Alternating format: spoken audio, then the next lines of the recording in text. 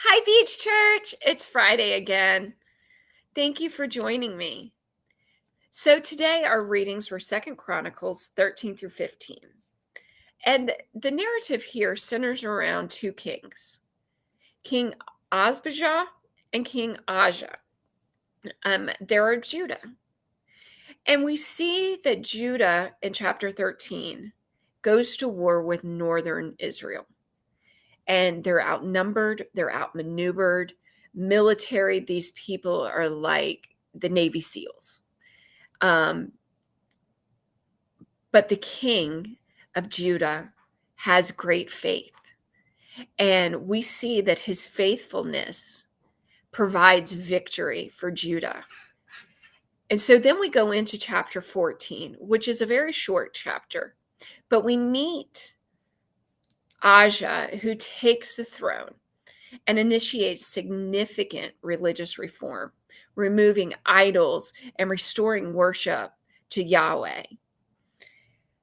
Ajah seeks God's help, and God grants victory and further solidifies his reign and his reputation. We get into chapter 15, and we meet a prophet that encourages Ajah and the people to remain faithful to God. Ajah calls for a covenant of renewal, leading to further reform, removing more idols, and commitment to serve the Lord wholeheartedly. And Ajah's reign was marked by peace and prosperity as long as he remained faithful to God. So as I was reading this, in chapter 13, verse 10, it starts off by saying, "As for us, the Lord is our God, and we have not forsaken him." So the people of Judah were calling out and they were saying, yes, this army's coming after us, but our God, we have not forsaken him. We don't have to be afraid. And I started to think about that because I struggle every day. I know that I'm unworthy. I know that I'm a sinner. How can I even start to ever say, God, I have never forsaken you? And I started to think about what that word means and what that phrase meant. And it means to have a commitment and to have loyalty. Well, loyalty is a vocabulary word that we all can understand. And I know that in my life, loyalty is huge, professionally and personally.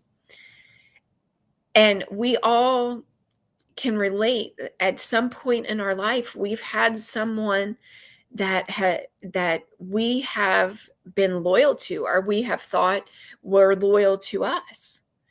And that resonates with most of us, right? That most people, that's a very important characteristic in a relationship. So I started thinking about this, and I was like, I have loyalty with my spouse. I have loyalty with friends. I have loyalty with coworkers. I have loyalty with clients. Do I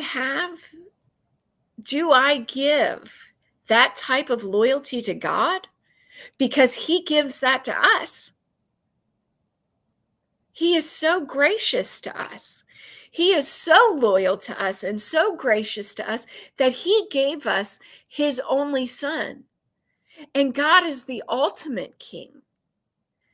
So doesn't he deserve our loyalty? Doesn't he deserve our faithfulness? We are so quick to give that out to others. So I've sat and I've thought about that, and it's really resonated with me that these people had such a faith with God that they were able to say that they had not forsaken God. And I want to be able to say that. I want you to be able to say that. So as you go through the rest of today and you think about this reading, ask yourself, am I loyal to God? Am I loyal to the faith? Am I loyal in reading the word? And when you answer those questions, pray about it. Well, I hope you found this enlightening. I enjoy coming and seeing you every week. I hope you have a great weekend, and I hope to see you Sunday at Beach Church.